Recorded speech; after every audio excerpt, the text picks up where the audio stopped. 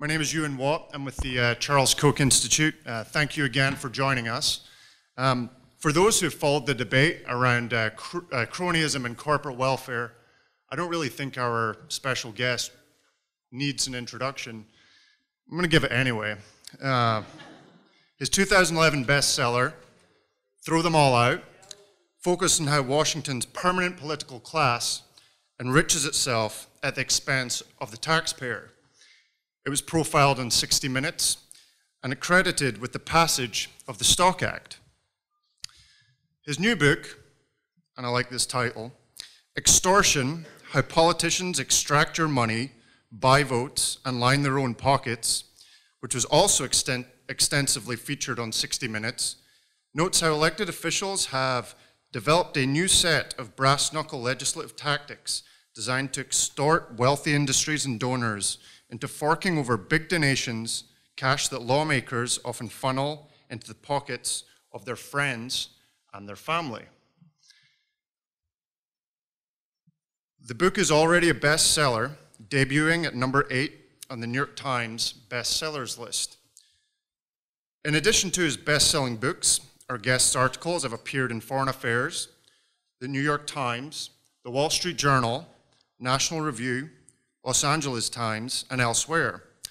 He received his master's in philosophy from Oxford University and his BA from George Washington University. As the more than 1,000 alumni of our educational programs can tell you, the Charles Koch Institute welcomes scholarship, debate, and analysis of crucial public policy issues like those we'll be hearing about tonight. Maximizing societal well-being through free and open markets play a central role in the teachings of our curriculum. As part of the Charles Koch Institute's work to foster productive dialogue among diverse groups on critical topics, we are pleased to welcome the William J. Casey Fellow at the Hoover Institution and the President of the Government Accountability Institute, Mr. Peter Schweizer.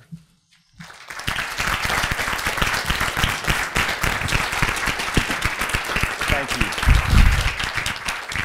Thank you very much for that kind introduction, and thank you all for coming out on what is a very, very cold, cold night. Particularly for somebody who's lived in Florida for the past 15 years, I have become incredibly soft. So I know it's very cold out there, and thank you very much for coming. I'd like to talk to you tonight about what I consider to be some of the largest myths in American politics. And I say that these are myths because I think that over the last 30 to 40 years at least, we have gotten several things fundamentally wrong when it comes to the issue of money in politics. Now, you are probably all familiar with the conventional wisdom, which basically says that money is corrupting politics. That we see so much money flowing into political campaigns, for example, that it is distorting the political process. I'm going to contend to you tonight that the problem is not so much that money is destroying politics, it's that politics is destroying money. I'm also going to contend to you that our basic approach in understanding what is happening in this transference of money to buy influence in Washington, that we've also had it wrong. You see, the conventional wisdom is a little bit like the old Jimmy Stewart movie, Mr. Smith Goes to Washington. Anybody out there seen it? I'm sure at least people my age have. Yes, it's a great movie. It's Jimmy Stewart at his classical best. And it's Jimmy Stewart basically playing the role of a man who was selected to fill a seat in the U.S. Senate. And the basic premise of the film is that the guy is honest and that he has integrity. And if we can just prevent him from being corrupted by all these terrible outside forces, that things are going to be okay and the process is going to be well done. That film, and I think a lot of the debate and dialogue that we've had over the last 30 to 40 years about money in politics has been the paradigm of basically what I call bribery.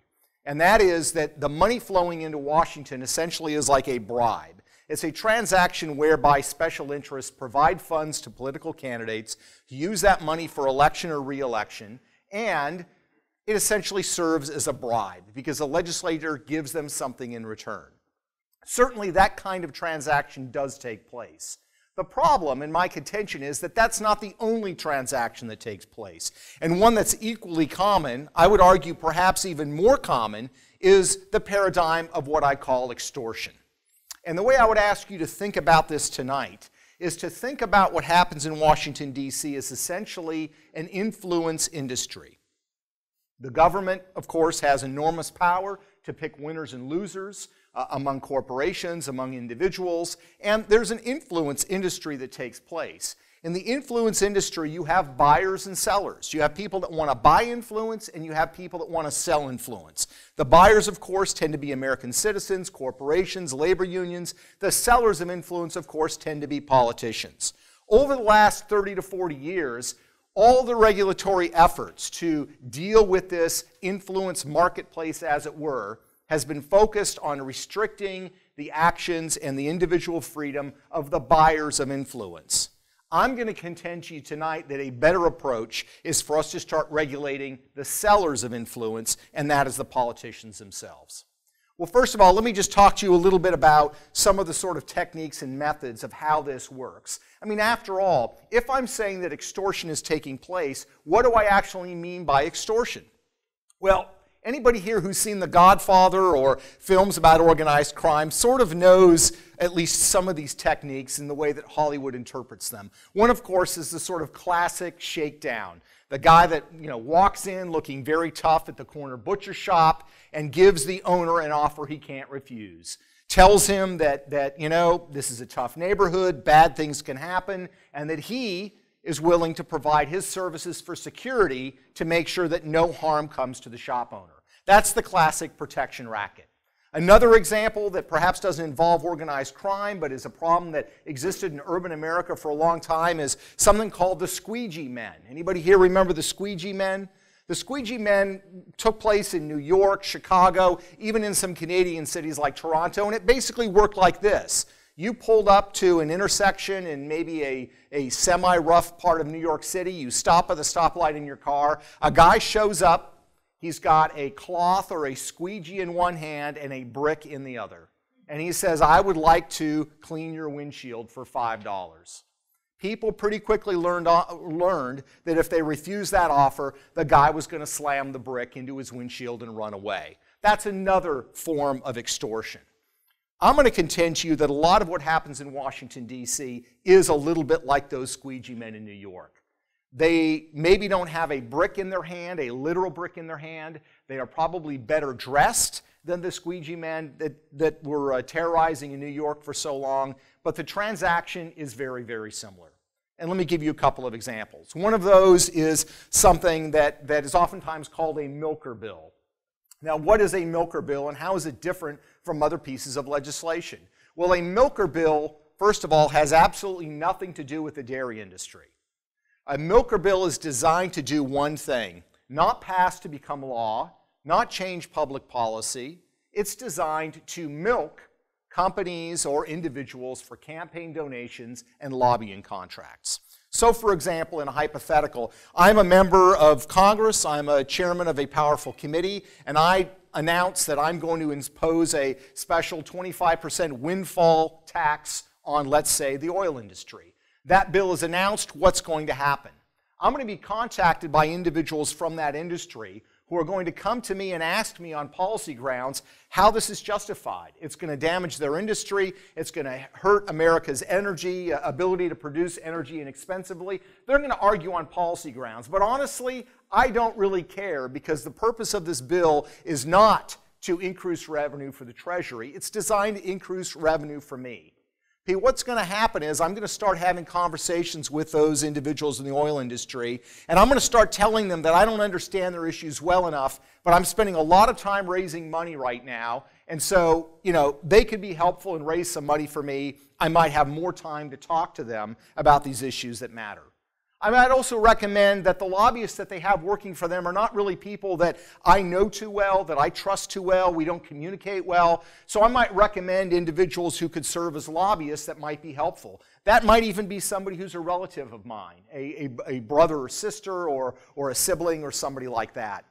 After a while, the industry is going to realize that they're going to need to pony up money. They will pony up those campaign contributions. They'll hire the right lobbyists who are friends of mine or family members, and lo and behold, I will withdraw the bill. Now, the great thing about a milker bill is once you start milking the cow, you can come back and milk it again. So I'm probably going to introduce the bill again next year. This is a very common practice in Washington, D.C. If you look at the bills that are introduced, less than 5% of them in a given congressional session actually become law. So why do a lot of futile bills get introduced? Are they just masochists? No. I would contend to you that part of the process is simply to serve as a milker. You see, as a politician in economic terms, I want to increase my services. I want to increase the need for my services. And one of the ways I can do that is by introducing a milker bill. Now, one of the common ways in which this takes place is something called tax extenders. Anybody here familiar with the term tax extenders in Washington? This is a classic example of how a milker operation could work. And a tax extender is basically a tax credit or tax benefit that has been on the books for a long time, but it needs to be renewed every couple of years. Great example is the so-called R&D, research and development tax credit, that the high-tech industry and companies like Boeing that are involved in advanced manufacturing have relied on since 1981. And what this R&D tax basically does is it encourages industry to spend money on research and development that's going to make them more competitive. Now, notice that this has been on the books since 1981. It's not that it was passed in 1981 and has been steady ever since. You see, it has been updated or it has been renewed more than 19 times by Congress. So let me ask you a question. Why, if something like the R&D tax credit, that really by all accounts, whether it's Republican, Democrat, liberal, conservative, or centrist, everybody agrees this is a good tax credit to have on Capitol Hill. Why do they not make it permanent? They don't make it permanent because if they did, Microsoft and Google and the high-tech industries and others wouldn't have to make the campaign contributions they do and wouldn't have to hire lobbyists every couple of years to get the whole thing re-upped. So tax extenders create an enormous demand for the services of politicians and are a classic example of a sort of milking exercise. What are some of the other techniques of extortion that take place? Well, the second one that I would highlight when it comes to the legislative process is what you might call the toll booth. Now, anybody here who has driven, in central Florida near Orlando or has driven on the New Jersey Turnpike knows what a toll booth is, right? You're sitting on the highway, you're using the road, and you're going to pay for the fact that you are using it. Well, that's a very similar technique that gets used by powerful officials in Congress. In other words, there is a legislative highway, and you have to pay, in a sense, to continue down the legislative highway in order to see legislation that you favor actually pass, or at least be voted on. So, for example, if there is a bill that is of interest to the telephone industry, particularly the wireless telephone industry, as there was in 2011, a bill that was introduced had widespread bipartisan support, and what this bill basically said is that we are for 5 years not going to allow state or local governments to add new taxes to cell phone bills. This was something, of course, that the cell phone industry wanted because, after all, if you have every municipality adding their own tax, it creates an enormous burden on them to comply with it, and it creates all sorts of other problems. And again, this was a piece of legislation that had widespread support from everyone from Michelle Bachmann from Minnesota, a noted conservative, to Henry Waxman, a noted liberal from California. When it was introduced in its committee in Congress, it passed out on a voice vote. But it took 4 months for there actually to be a vote on the House floor. When was a vote finally scheduled by the leadership in the House? The vote was finally scheduled only after AT&T and Verizon made a large number of contributions on a single day to a leadership PAC and to the campaign committee of the Speaker of the House. And then the next day there was a vote, and of course the bill passed the House overwhelmingly. That's a classic example of a toll booth. You actually have to pay for the legislative process to work. I would say that when it comes to all of these tactics, it doesn't really matter which political party is in charge. All of them use these techniques because all of them are in effect in the same business, and that is creating these opportunities for extraction.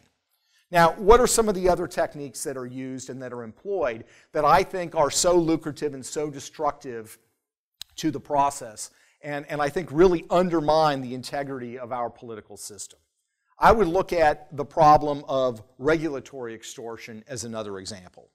Have you ever noticed that the rules and the laws that are produced by Congress are increasingly large and complex? Let me just give you sort of an example to highlight this contrast. The Glass-Steagall Act, which was introduced during the Great Depression, and it was designed to overhaul the entire U.S. financial system. Glass-Steagall was a bill that was 36 pages long, and that redid the entire banking system. Dodd-Frank, which in effect created a new regulatory system like Glass-Steagall that was passed in 2010, the bill itself was 2,300 pages long. And when you add actually the additional rules that have been written by regulators after that, the estimates are that this bill probably includes rules that are about 10,000 pages long.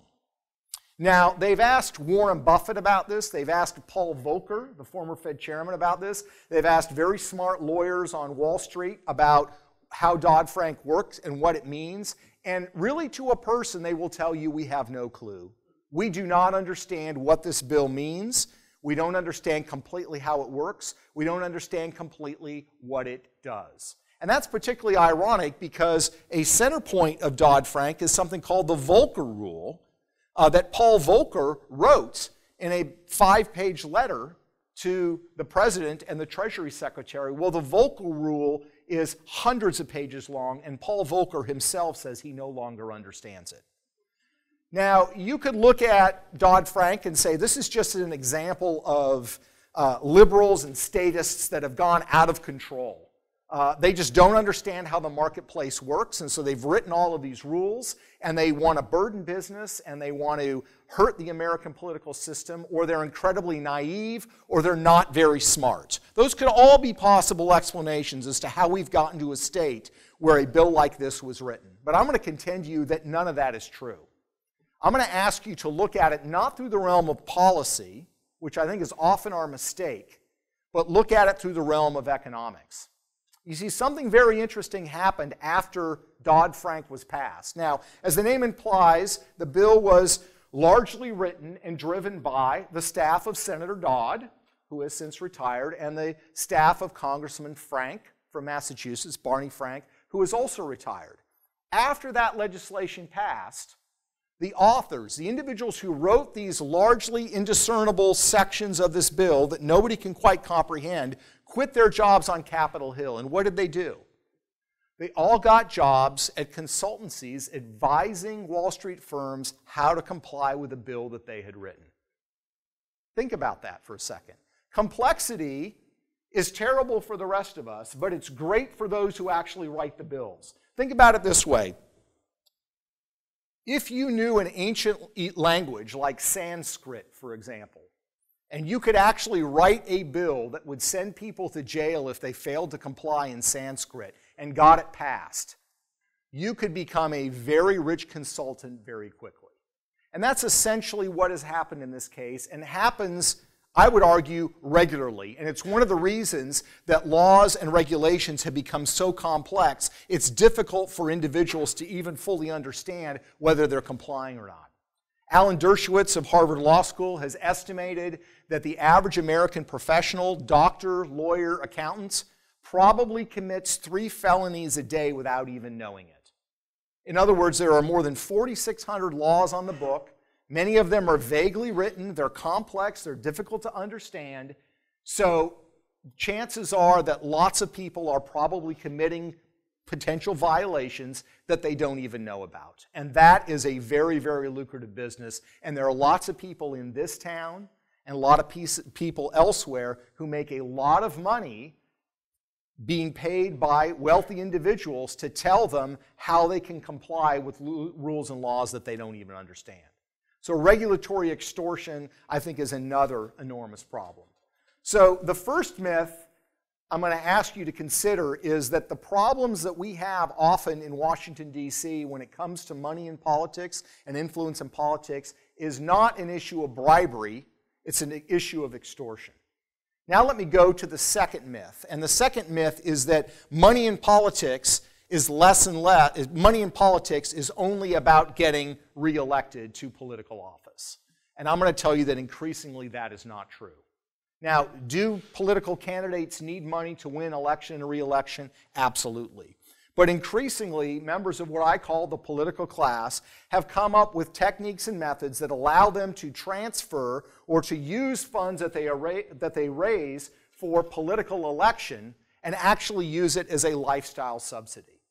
Now, I don't know if anybody here saw the special that 60 Minutes did on leadership PACs that is covered in the book. I would also encourage you, if you have a chance, just look up 60 Minutes leadership PACs. They have the full story on there, and it's worth simply watching the story for the segment at the end, which I will describe to you in a minute.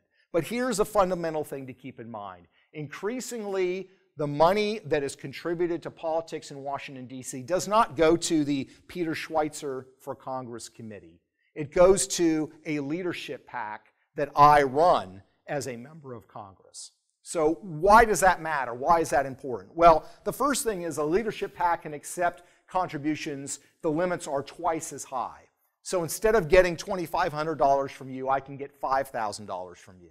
But the second thing that's even more important is that while there are restrictions on a congressional committee that says what I can and can't use that money for, and I certainly can't use it for personal use, leadership PACs basically don't have those restrictions. The FEC has no restrictions whatsoever on how leadership PAC funds are used. So, Congressman Jesse Jackson Jr. of Chicago, as those of you who follow these things know, is going to jail because his regular campaign committee was using its money to buy everything from Michael Jackson memorabilia to furniture for his home in Chicago. The one mistake that I would argue Jesse Jackson Jr. did was he simply should have used his leadership PAC to make those purchases. Because what a leadership PAC allows you to do is to basically spend that money on everything. And what we highlighted in the book and what's highlighted in the 60 Minutes segment is that I can use leadership PAC money as a member of Congress if I want to take my family to a trip to Scotland and stay in a 5-star resort. I can have the leadership PAC pay for it. If I want to go golfing at the best golf resorts in the United States, I can have the leadership PAC pay for it. If I like cigars, we've had a member of Congress who billed $800 to his leadership PAC for cigars. He simply said they were office supplies. We found members of Congress who were using their leadership PAC money to go to Bowl Championship Series, BCS, college football games. I love college football, but I don't think my employer would allow me to use funds and to be reimbursed for going to college football games. Senators from New York use them to get box seats at Yankee games. So why is this important? It's just another example of politicians sort of padding their pockets. I think it's important for this reason. What's happening is that money in politics is less and less about simply winning election or re-election. It's increasingly about subsidizing the lifestyle of the political class. So one of the reasons that they are getting increasingly aggressive about raising money is not simply because they fear for holding their seat. Because you have people that are in very, very safe seats that are raising millions upon millions of dollars every election cycle. The money is being raised increasingly to subsidize the lifestyle of politicians. So that's the second myth that I would ask you to consider. Now, what does this all mean? Is this just another sort of, do-gooder argument, and are we just sort of tilting at windmills if we think that we can change this? Well, I would say yes and no. First of all, the problem that we fundamentally have is that there's a lot of power concentrated in Washington, D.C., and the ability of the federal government or of single individual government officials to affect the life and or death of a company, affect the well-being of individuals is enormous. And that's always going to attract interest from individuals because they either want something from the government or they want the government to leave them alone. So this is always going to be a problem unless the size of government and scope of government begins to shrink. But I would say that there are some things that we could do to fundamentally change the influence culture in Washington, D.C. And let me just give you a couple of proposals, and then I want to kind of throw it open to get your thoughts and comments on this, because I know this is a subject that a lot of people have ideas on and like to hear them. Here's my thought. Really, since the 1970s, the focus on campaign finance reform, that's kind of the phrase that's been used, the entire focus has been on restricting the ability of individuals to make campaign contributions and or to exercise their First Amendment rights by, funding ad campaigns because they feel strong about the environment or about, say, national defense. I'm going to contend to you that we've had it opposite, and what we ought to do instead is put restrictions on the political class. One of the proposals that I outline in the book is that we do in Washington, D.C. what is done now in 29 states in the United States. This is a law that applies in Florida, where I live, in the state of Texas, in Washington State. So in other words, you've got red and blue states that do this. They have laws that are very, very simple, and they say this. When the state legislature is in session, politicians cannot solicit or receive campaign contributions, period. Notice that? The restriction is on the politician. And it gets to the heart of the matter, at least I think when it comes to extortion. And that is the fact that a lot of fundraising that takes place in Washington takes place precisely because the legislature is in session. In other words, there are a number of individuals or industries or companies that are fearful that something bad is going to happen. And what I point out in the book is that a lot of the most successful fundraising takes place the day or the night before a critical vote. And this is a case where corporate executives will tell you they feel like they don't have a choice. I interviewed several former executives, former president of Shell Oil, former chief operating officer of Microsoft and others, and they will tell you that the primary reason that they give campaign contributions and that most of their colleagues do is because they feel like they don't have a choice. And that's why you find a lot of corporations and a lot of corporate executives simply give to both sides. It's protection money. And they've got two rival gangs that they feel like may potentially pose a threat to them. If we adopted that state law in 29 states in Washington, D.C., I think it would not solve every problem, but it would fundamentally change the culture of this town for a couple of reasons. First of all, I can guarantee you one thing. If you had a law that said politicians cannot solicit or receive campaign contributions when Congress is in session, you would start having very short congressional sessions. Am I right?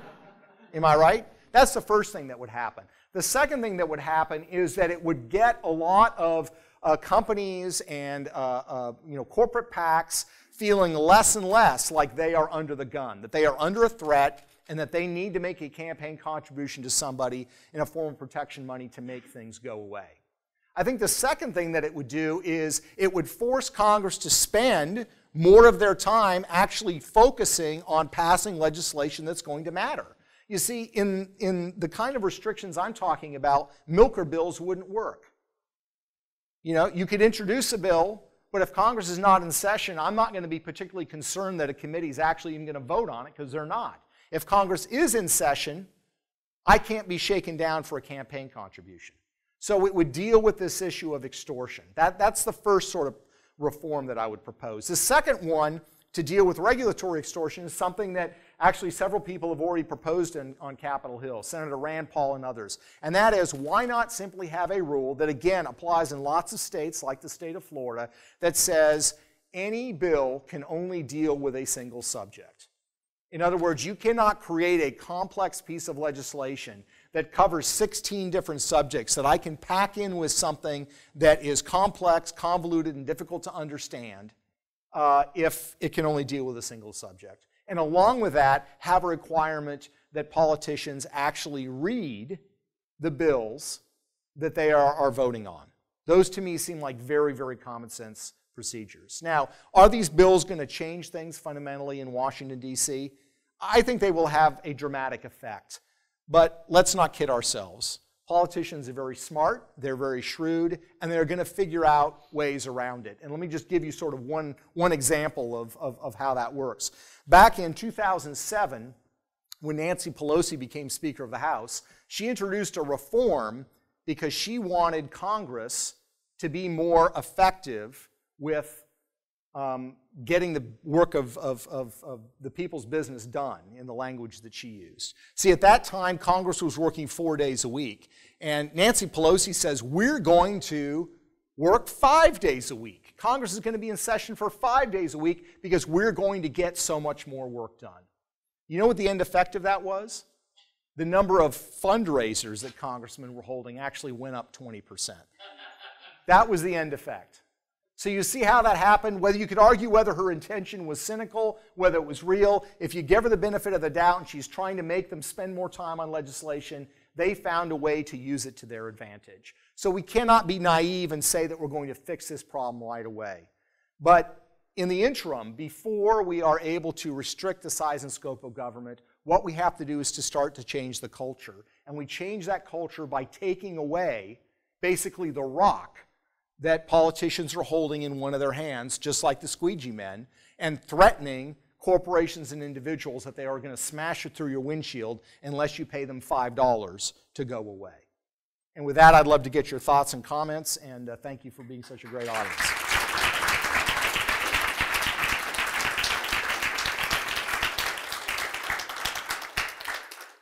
Thank you. Yes, and I guess we have a microphone, so yes, here right in the front. I just wondered, I respect the idea that a bill should only cover one issue or topic, but how do you define that? That's a good question.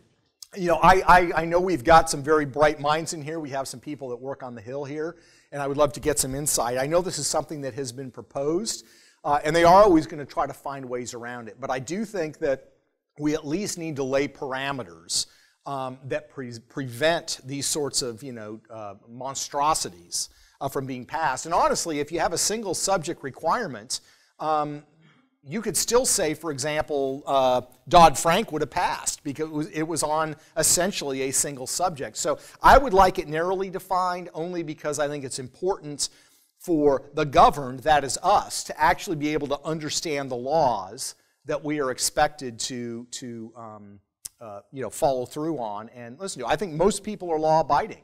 I think most people on Wall Street don't want to go to jail. They don't want to face fines. They don't want to face legal scrutiny. But I think the problem is a lot of times they don't know what brings on legal scrutiny. And part of that, I would argue, is by design. Yes, right here in the front. And she's going to bring the microphone for you. So I like the idea of passing a bill that takes away the rock, but why will they pass it if it takes away their rock? Good question. That's a very good question. I don't know. Maybe we all need to give them lots of campaign contributions. No, I think that's a very fair point, and that's the problem you have with a lot of reform efforts like this, because it really does take away their ability, the leverage that they have. I mean, this is something very interesting that when I talked to John Herbold, the former COO of Microsoft, he went through the period in 1998 when the Justice Department went after Microsoft to break them up, arguing that they were a monopoly. And he told me that he had conversations with Bill Gates, and Bill Gates says, I don't want to deal with this, you go deal with it. So it was left to him. And he said he came to Washington and they were basically told, here are the people you need to hire, here are the campaign contributions that you need to make, and things will be fine. And what he learned from that is that, the high-tech industry may not be interested in Washington, D.C., but Washington, D.C. is interested in the high-tech industry because they've got a lot of money, they've got a lot of clout, and that's a challenge that a lot of them face. I do believe that most people in Silicon Valley, there are exceptions, if they could simply focus on innovation and expanding technology and doing those things, they would much rather do that than spend time hobnobbing with members of Congress and politicians. But they don't feel like they have a choice because they're too wealthy and they are under increasing scrutiny. And I think that's only going to continue. So, no, you raise a very valid point, which is how are they going to, in effect, kill the goose that lays the golden egg? And that is a very real challenge and problem. Yes, it's right here. Yes. You say that Dodd-Frank, Senator Dodd and Representative Frank consult on the Dodd-Frank bill. Do you really think they understand it themselves? Was it written?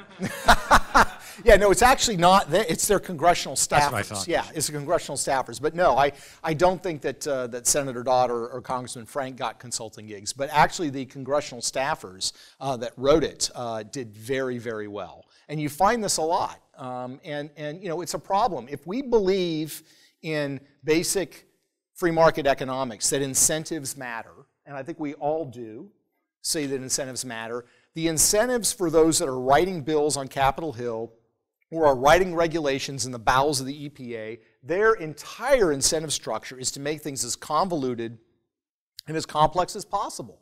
Because when they have their post-government career, they can interpret it. So yeah, I don't think it's the politicians as much as I think it is the congressional staffers themselves. Yes, right here. Or a lady right in the front.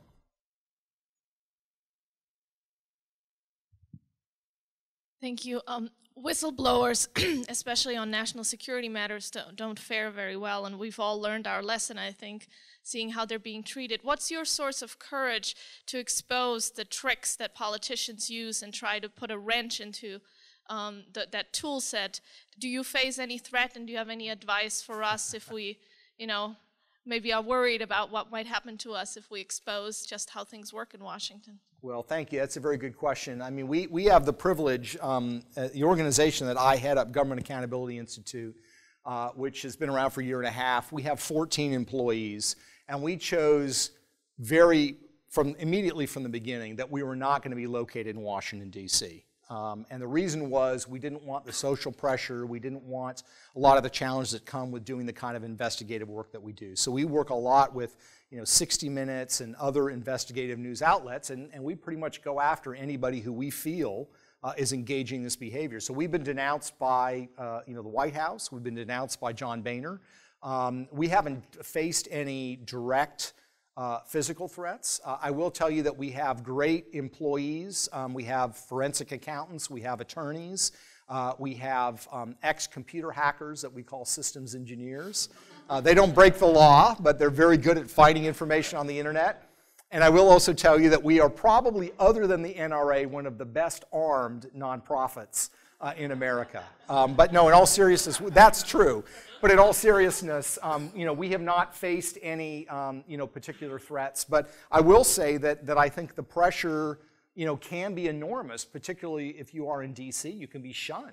You can be that kid in junior high that nobody wants to spend time with because you're calling things a farce, or you're sort of exposing that the emperor has no clothes. So it is a problem, but we love what we do. We feel good about what we do. Our supporters are very committed to the cause, and so we're very thankful for that. What I would say is that there is enormous reward that comes from sort of exposing this behavior.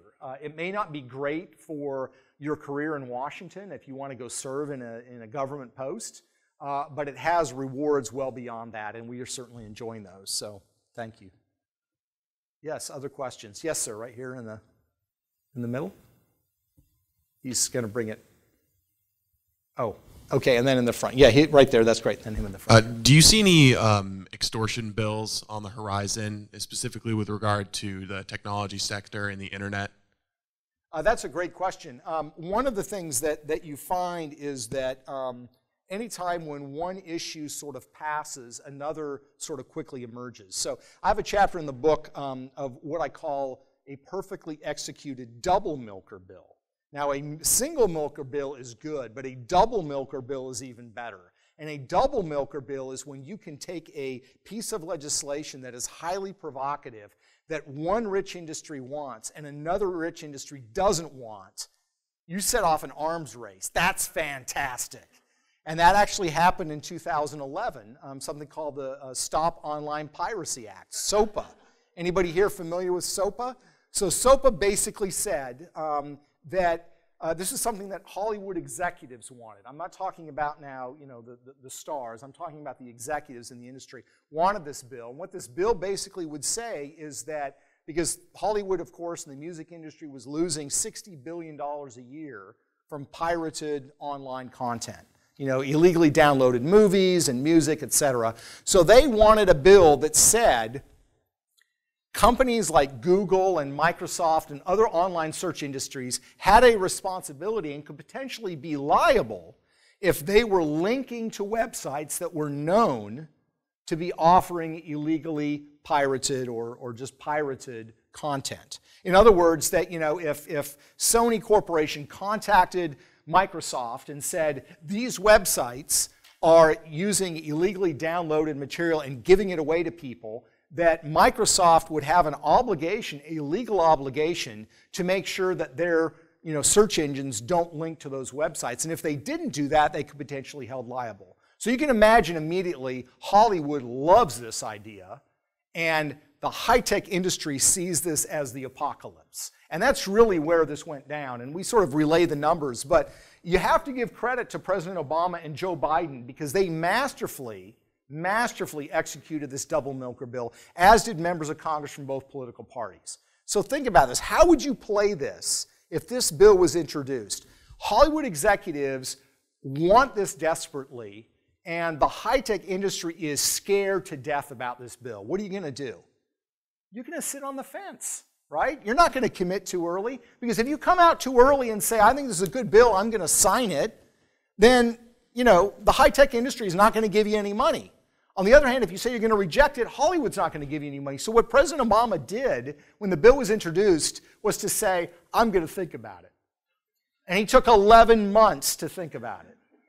And only after, and there's some fantastic quotes that I've got in the book, Hollywood Reporter and Variety, some of the industry publications, quoted Hollywood executives because they were furious. They felt betrayed. Because it was only after the Hollywood industry had basically maxed out on the contributions that they could make that the president came out and said, I don't think I'm going to support this bill.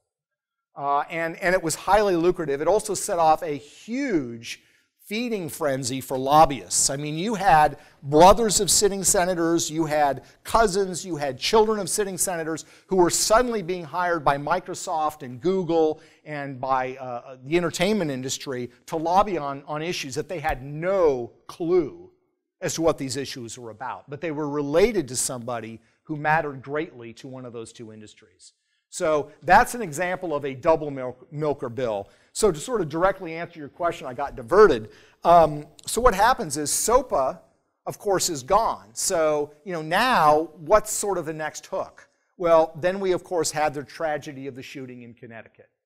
And what has come out of that is not only debates about the issues of gun control and whether we're going to ban weapons and those sorts of issues, but the video game industry. We might have to regulate the video game industry. Now, they're not going to come out and say that right away. What have they done? They said we need to study it. That's always a great place to start because that's kind of like, that's sort of the appetizer. And what's happening now, of course, is that the video game industry suddenly has realized we need to get organized. So they've created trade associations, they've hired lobbyists, they're making campaign contributions. They've even got on the Hill a video game night where members of Congress and their family and friends and staffers can come and test out the latest in video game equipment before the rest of us proletarians get a chance to see it. So there's all kinds of efforts that are being made like this, and I think you're going to continue to see this, whether it comes to issues like net neutrality or it comes to other issues about content on the internet or regulating the internet. That's classical milker territory, and that's, I think, what you're probably going to see next. So sorry I sort of got diverted there, but that's an industry that has got a target on its back because there's a lot that Washington can do to hurt them, and they have got so much money. Politicians are very creative. If you're a bankrupt industry, you don't have to worry about new regulations because they're not going to propose them because they can't get anything from you if you're a bankrupt industry. Other questions? I think there was one. Is there one close? Yes, a gentleman right here in the front, I believe. Sort of got right reflecting my eyes, right in there, yes. My question is more towards the executive branch, because there's a lot of administrations like EPA there, and proposals seem to rein in on Congress. But what would you propose to rein in on the regulatory state of the executive branch? That's a great question. That's, I think, more difficult and complex, and I would love to get thoughts and input from people. I mean, another issue that has come up in this, I didn't talk about in my remarks, but I've got a couple of chapters on in the book, is how the Department of Justice, particularly over the last 4 to 5 years under this administration, has increasingly, I would contend, been used as sort of a form of intimidation. And there are a number of examples of this where you literally will see the president, when he was running for re-election, proposing legislation or proposing regulation or targeting an industry, saying that they needed further regulation, and then 2 weeks later holding fundraisers with that industry. This happened to Wall Street, it happened to the publishing industry, it happened to the high-tech industry. And so what I would contend is that what you see with the Department of Justice, whether it comes to the SEC, whether it comes to the Department of Justice and the way they've enforced or attempted to enforce the Foreign Corrupt Practices Act, it's highly selective. It's used as a tool of intimidation, and there's actually a lot of academic studies and research that shows that companies or executives that give campaign contributions actually face far less severe penalties from the SEC for financial crimes than those that don't. And so I think that there's a big problem on the executive branch. How you fix it, I think, is a challenge. You know, the Department of Justice is always going to reflect the philosophy, the judicial philosophy of the president. You know, Ronald Reagan's going to have people that view the Constitution the way he does. Barack Obama's going to, has the right to select an attorney general that he feels conforms to his views. What's happened, though, really, since 2008, unprecedented, is the Department of Justice has become increasingly politicized. Just to give you an example, for the first time in American history, from the Attorney General, Eric Holder, to those that are in the criminal division, those that are in the civil division, you had campaign bundlers, 5 of them, that got appointed to senior positions at the Department of Justice. These are people that raised, in some cases, $500,000 or more to see President Obama be elected, which is certainly their right to. That has never happened in American political history before. You didn't see that, with Clinton, with Reagan, with anybody else. There was this sense that we're going to select individuals who share our judicial philosophy, but they're not actually actively involved in raising money for the election of the president. And I think that's a very sort of troubling development. How you fix it, that's a difficult question to answer. Yes, is there any more questions? Yes, I'm sorry, there's a lady right there. Hi, thanks. I often hear from politicians that the acrimony on the Hill is very much exacerbated by the fact that no one is spending time in D.C. anymore, ranging from the baseball teams aren't playing and the kids aren't meeting and people are renting hotel rooms and going back. So if the reforms you suggest result in a shorter congressional period, do you think there's some unintended consequences there and maybe a clash of objectives? How do you think we can still rebuild a more cooperative culture while addressing the problems you're talking about? That's a good question. I'm skeptical of the view that if they spent more time in Washington, D.C. together, that we would have a better political culture. And I might be excessively cynical on this, so I would apologize for that. The analogy I use in the book is that I think a lot of what happens in Washington, D.C. with the partisan animosity, it's a little bit like professional wrestling. Now, I don't know if you remember the first time I experienced professional wrestling on Channel 13 in Seattle, Washington, where I grew up when I was 9 years old. And I remember to this day, it was 2 big guys in spandex, and one guy was smacking the other guy over the head with a chair. And I thought, oh my gosh, these guys hate each other's guts. And I started watching more, and I realized, no, they don't. They're actually business partners, right? I mean, they're putting on a show. If they went in there and had a conversation in the middle of the ring, they wouldn't have much of an audience. They wouldn't make much money. So there is actually the animosity, the perceived animosity, that's actually the revenue stream. Now, I'm not saying that everything in Washington, D.C. is that way, but John Hofmeister is somebody that I interviewed for the book. He was the president of Shell Oil. And he told me, I thought it was a very interesting statement, and I think he's absolutely right. He says, in Washington, D.C., you don't get money for fixing problems. Think about that for a second. I mean, if you fix a problem and it goes away, nobody needs to give you money anymore, right? At least on that subject.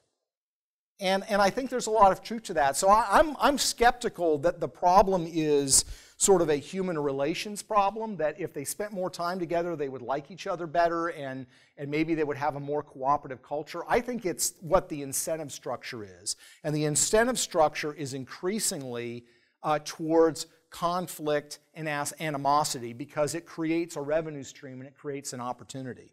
I mean, one of the examples Hofmeister gave me is, and you can see this on YouTube, He was before a congressional hearing in 2009. If you remember, gas prices were really high. They were like, $4.25 a gallon or something like that.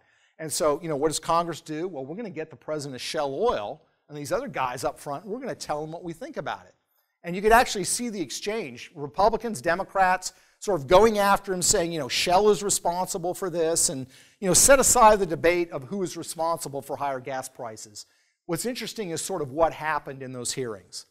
At one point, Congresswoman Maxine Waters said to him, well, if you don't get this right, we just need to nationalize you guys like they did in Venezuela.